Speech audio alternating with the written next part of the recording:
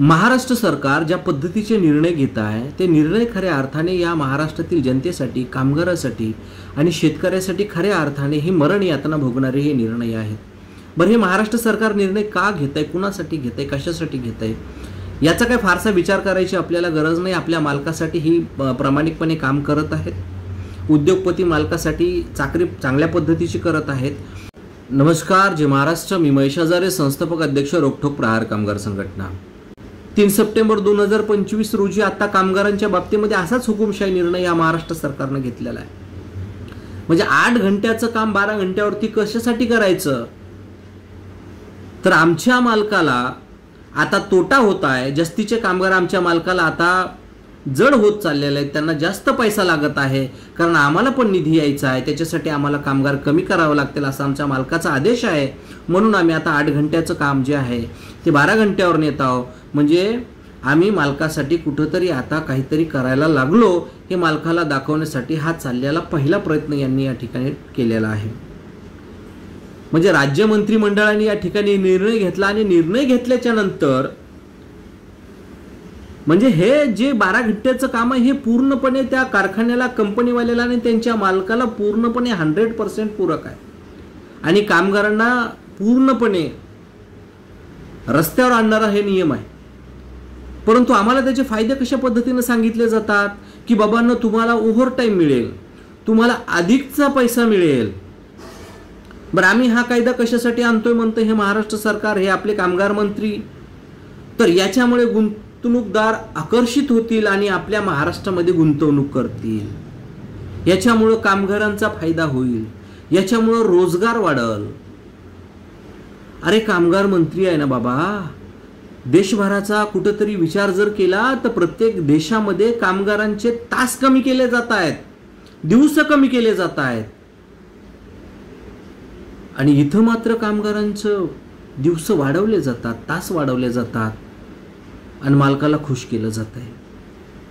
आणि वरून आम्हाला सांगितलं जात आहे की तुमचे बाबा आठवड्याचे 48च तास ठेवलेत आम्ही, ते 60 तासापर्यंत जरी वाढवलेले असले तरी तुम्हाला अधिकचा रोजगार त्या ठिकाणी मिळणार आहे, ओव्हरटाईम मिळणार आहे। अरे बाबा, किमान वेतन इथल्या कामगारांना आजपर्यंत मिळत नाही। महाराष्ट्रामधल्या एकाही आस्थापनेमध्ये किमान वेतन दिलं जात नाही आहे।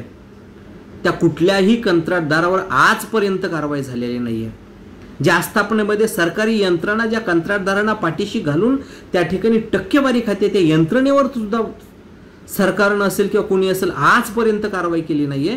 मग त्यांना सध्या किमान वेतन भेटत नाहीये, त्यांना ओव्हरटाईम मिळवून देण्याच्या गोष्टी जर तुम्ही करून जर मालकाला खुश करत असाल तर ही तुमची चाटोगिरी लक्षात यायला इथला कामगार आणि इथला नागरिक तुम्हाला पुरेसा ओळखून आहे।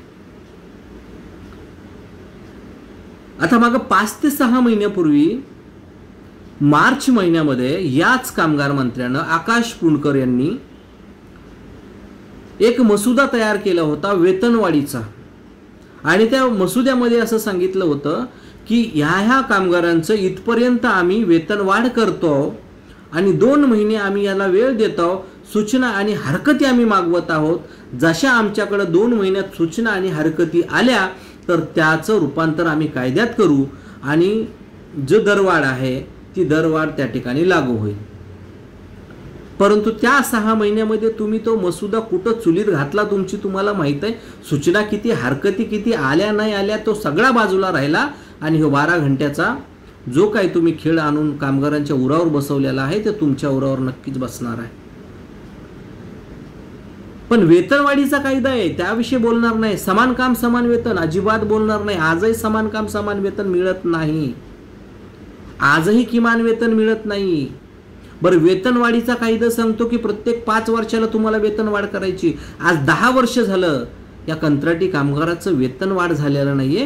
तुम्ही 5 महिन्यापूर्वी लॉलीपॉप दाखवलं आणि 5 महिन्याच्या नंतर वाटलं की आता काहीतरी निर्णय होईल, त्याच्यानंतर 12 घंट्याचा निर्णय आला।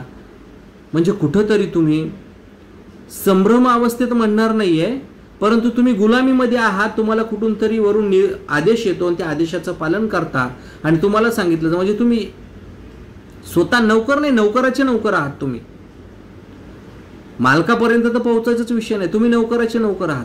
म्हणजे जे तुमचे मालक आहेत ते तुम्हाला आदेश करतात की तुम्हाला आता मंत्रिमंडळामध्ये हा निर्णय घ्यायचा आहे, आपल्या ह्या मालकाला कामगार आपल्याला 12 घंटे पुरवायचे आहेत आणि मग तुम्ही तशा पद्धतीचा निर्णय घेता. बरं, याच्यामध्ये खऱ्या अर्थाने जर आपण पाहिलं तर सर्वात मोठं शोषण कामगारांचं होणार आहे. कामगारांचं शोषण याच्यासाठी होणार आहे की 12 घंट्याची शिफ्ट जर एखादा कामगार करत असेल तर त्यामध्ये 2 शिफ्टमध्ये कुठलीही कंपनी काम चालू करेल. आज प्रत्येक याच्यामध्ये 3 शिफ्टमध्ये काम चालते, 8-8 घंट्याचं 24 काम चालत आहे. परंतु इथं 12 दोन्ही 24 म्हणजे 2 शिफ्टमध्ये काम होणार, 1 शिफ्टमधले कामगार बेरोजगार.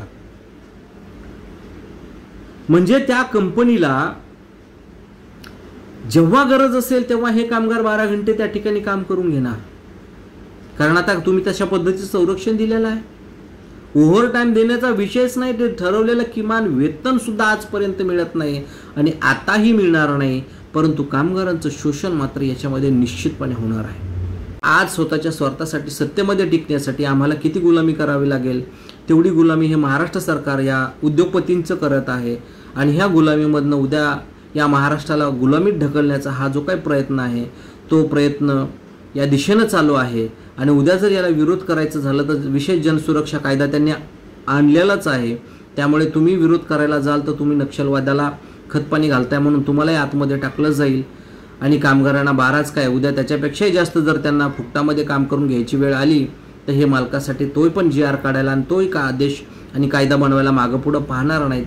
एवढं खालच्या पातळीचं काम सध्याच्या परिस्थितीमध्ये कामगार विभागाकडनं चालू आहे. हे थांबलं पाहिजे, कारण कुठेतरी मर्यादा असल्या पाहिजे. कारण प्रत्येक शास्त्रज्ञ असेल, विचारवंत असेल, ह्या प्रत्येकाचं म्हणणं आहे की 8 घंटे काम आणि 8 घंटे झोप असलीच पाहिजे, नाहीतर त्याच्या शरीरावरती हा विपरीत परिणाम होणार असतो. कमीत कमी त्याच्यामध्ये महिला कामगार असतील तर महिला कामगार 12 घंटे काम करून पुढचं त्यांचं जे काही कामाचं चक्र असेल ते कशा पद्धतीनं फॉलो करतील हे आपल्याला सांगायची काही वेगळी गरज नाही आहे. परंतु पुन्हा आपल्याला एकदा सांगतोय की अनेक देशामध्ये जर आपण पाहिलं तर त्या ठिकाणी कामाचे तास कमी केले जात आहेत, कामाचे दिवस कमी केले जात आहेत आणि त्या ठिकाणी कामगारांना चांगल्या पद्धतीचं पोषक वातावरण त्या ठिकाणी बनवण्याचं काम हे बाहेर देशामध्ये चालू झालेलं आहे. परंतु आपल्या या देशामध्ये मात्र उद्योगपतीचं सरकार असल्यामुळं, उद्योगपतीच्या पैशाच्या जोरावरती हे सरकार चालत असल्यामुळं मालकाचे आदेश यांना फॉलो करावे लागतात. म्हणून कामगारावरती असेल, शेतकऱ्यावरती असतील, या भारतामध्ये, महाराष्ट्रामध्ये आपल्या प्रत्येक नागरिकाला कशा पद्धतीनं त्रास द्यायचा, त्याच्याकडनं कशा पद्धतीनं वसुली करायची, हा वसुलीचा धंदा सध्याच्या परिस्थितीला चालू असल्यामुळं या महाराष्ट्राची वाटचाल खऱ्या अर्थाने गुलामगिरीकडे चाललेली आहे असं मला वाटतं. बरं, मंत्रिमंडळाने हा निर्णय घेतलेला आहे. आता हे माननीय राष्ट्रपतीकडे जाईल, राष्ट्रपतीची मान्यता भेटेल त्याच्याबद्दलचा काय वाद नाही आहे. आणि त्याच्यामध्ये सेशनमध्ये पुन्हा हे बिल मंजूर होणार आहे आणि त्याच्यामध्ये कुणी विरोध करणार नाही. कारण एवढ्या मोठ्या विशेष जनसुरक्षा कायदा ज्याच्यामध्ये एक प्रकारची हुकुमशाही आहे ते एकमताने जर मंजूर होत असेल तर हे कामगारांचं जे काय असेल त्याच्यावरती कुणी फारसं बोलणार नाही आणि हे एकमताने मंजूर होणारच आहे. परंतु खऱ्या अर्थाने या महाराष्ट्रामधल्या कामगारांनी एक होणं गरजेचं आहे. या महाराष्ट्रातल्या प्रत्येक संघटनेनं, कामगार संघटनेनं एक होणं गरजेचं आहे. कारण जे जे उच्च लेवलचे पॉलिटिकल आहेत त्यांच्या प्रत्येकाच्या कंपन्या आहेत, कारखाने आहेत, त्याच्यामुळे त्यांना याचा फारसा इंटरेस्ट नाही आहे की त्यांनी कामगारासाठी लढावं. कारण कामगार हे त्यांच्यासाठीच काम करतात, कारण हे त्यांच्या फायद्यासाठी आणलेलं हे बिल आहे म्हणता येईल आपल्याला, हा कायदा आहे म्हणता येईल. त्याच्यामुळे हे कुणी बोलणार नाहीत. परंतु कामगार संघटनेनं या ठिकाणी विरोध करून कोर्टामध्ये जाऊन हे येणारं जे काही संकट आहे ते संकट थांबवण्यासाठी प्रयत्न केले पाहिजे. कामगारांनी त्या पद्धतीनं रिस्पॉन्स दिला पाहिजे. कारण आज हा 12 घंट्याचा हा जो कालावधी आहे ही पहिली स्टेप आहे. त्याच्यानंतर पुढची स्टेप जी येईल ते निश्चितपणे याच्यापेक्षा भयंकर असेल. त्यामुळे प्रत्येक कामगारांनी जागरूक असलं पाहिजे आणि जागरूक राहून या प्रत्येक गोष्टीचा विरोध ठामपणे केला पाहिजे.